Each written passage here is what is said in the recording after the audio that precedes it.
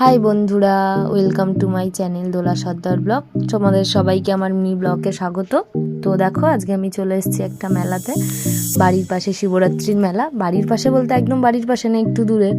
তো মেলায় চলে এসেছি। তো ফার্স্টে মেলায় ঢুকে কত জিনিসপত্র দেখছিলাম, চলো তোমরাও আমার সাথে দেখো কি কি করলাম মেলাতে গিয়ে। তো ফার্স্টে ঢুকে এখানে কটা জিনিসপত্র দেখছিলাম।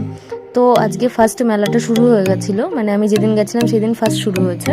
তো সেদিন পুরোপুরি দোকান বসেনি, তাও আমি ঘুরে ঘুরে দেখছিলাম। আর আমি গেছিলাম সন্ধ্যের টাইমটা, তখন পুরোপুরি মেলা এখনও চালুও হয়নি, তখন সবে মেলাতে লোকজন আসছে। আর দেখতেই পাচ্ছ সাইডগুলোতে লোকজন আসেনি, ফার্স্ট শুরু হয়েছে। চারিদিকটা পরিষ্কার পরিচ্ছন্ন।